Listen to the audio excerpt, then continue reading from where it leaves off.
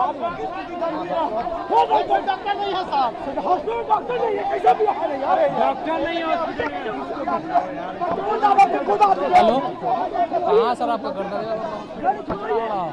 Hospital में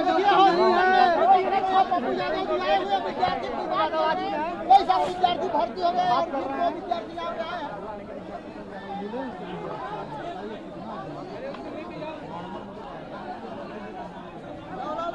कहाँ गया अंदर घुसने अलाउ नहीं है, अलाउ नहीं दे रहा सर, अंदर अलाउ नहीं, गेट भी बंद किए हुए था सर, नहीं खोले,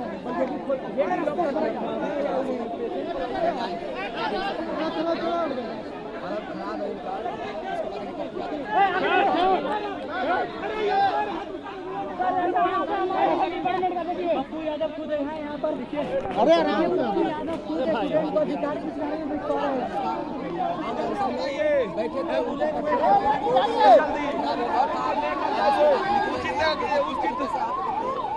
देखिए जल्दी एम्बुलेंस स्टार्ट करो, जल्दी एम्बुलेंस स्टार्ट करो। आप देख सकते हैं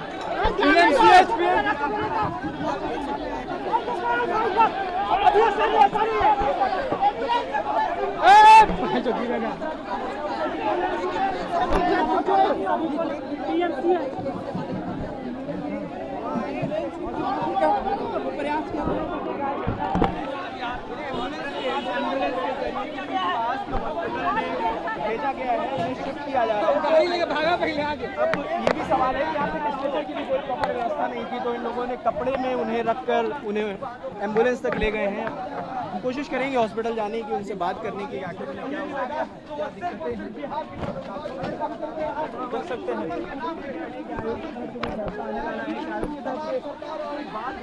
सरकार अभी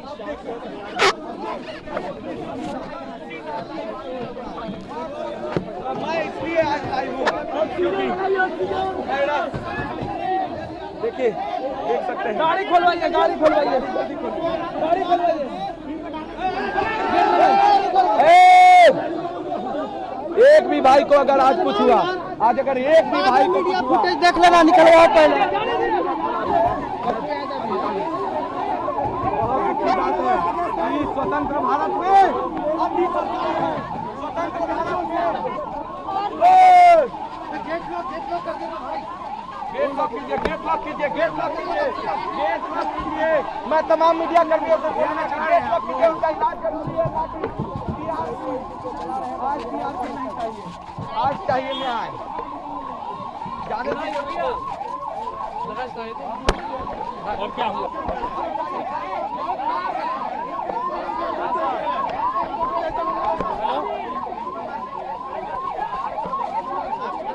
तबीयत खराब हो गई आपने? सर बच्चे सीरियस हैं, बच्चों की ज़िंदगी बचाना पहले प्राथमिकता है और सरकार को बच्चों की ज़िंदगी बचाना चाहिए। किसी भी कीमत पर प्रशासन से आग्रह है कि बच्चों पर लाठी डंडा न चलाए।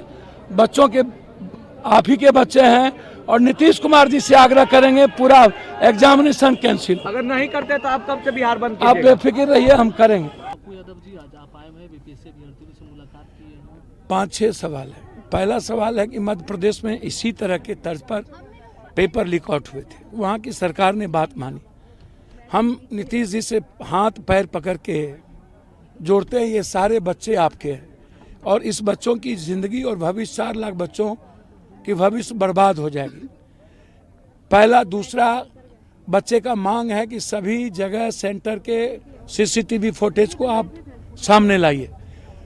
कहीं पर पदाधिकारी के बच्चे सर्किट हाउस में मुर्गा भात खा करके एग्जाम हो गया उसकी, कहीं पर लाउड स्पीकर से हो गया, कहीं आराम में कुछ हो गया।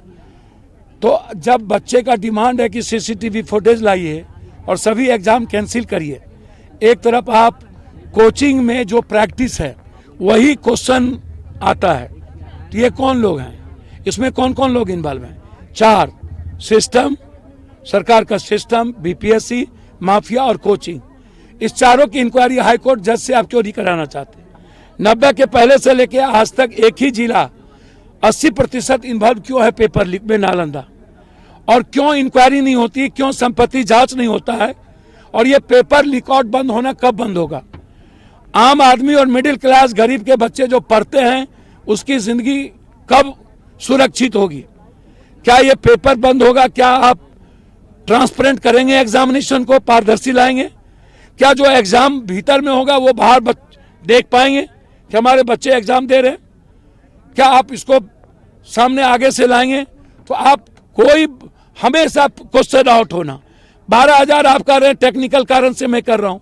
बच्चे कह रहे हैं आपको टोटल एग्जामिनेशन कैंसिल करने के लिए आपने एक ऐसा क्वेश्चन पेपर दिया, एक कुछ को अलग। नॉर्मलाइजेशन के मुद्दों में भी आप झूठ बोल दिए।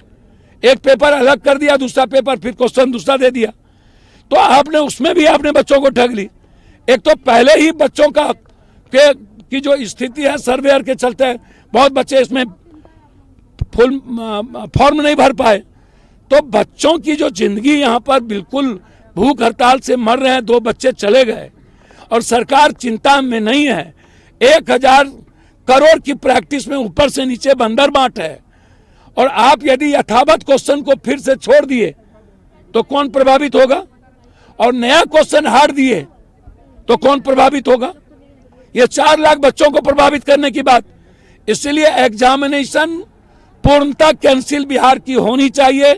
बच्चों की भावनाओं का आदर हो, कोचिंग की इंक्वायरी हो और पेपर जो लगातार माफियाओं के द्वारा सजेस्ट किया जाता और अलग अलग एग्जामिनेशन पेपर को देख करके बच्चों की जिंदगी प्रभावित होते, उस पर रोक लगे। साथ साथ पेपर लीक होना बंद हो। आप कल से बोल रहे हैं बीपीएससी पास प्रोटेस्ट। मैंने कहा यदि बच्चों की बात नहीं सुनी जाएगी तो मैं कहीं ना कहीं, चाहे गांधी के मूर्ति के पास हो चाहे बीपीएससी पर हो, मैं भूख हड़ताल पर बैठूंगा। अच्छा, ये नीतीश जी यहाँ से प्रगति यात्रा पर निकले हुए हैं। सबको यात्रा करने की है। बीजेपी पहले से ही इनको समाप्त करने में लगी हुई है और हम पहले ही कह चुके हैं बीजेपी सबको निपटाती है। शिंदे को निपटाया, अजीत पवार को निपटाया, रेड्डी को निपटाया, अभी आसू को निपटाया, अब नीतीश जी और उसके बाद चंद्रबाबू नायडू की बारी। इनके दल को तोड़ेंगे। सरकार को जिन जिन लोगों ने कभी भी मोदी जी को आंख दिखाया उसको वो बर्बाद करें। यही तो था 1 election no 1 nation no election, 400 पार, यही तो था। इलेक्शन ही नहीं, चाइना और रूस के तर्ज पर इलेक्शन, कोई कभी आजीवन। तो नीतीश कुमार जी ने अपने चारों तरफ चंडाल चौकड़ी सबको जो बनाया, वो लोग शिंदे और अजीत पवार हो चुके हैं दिल्ली में।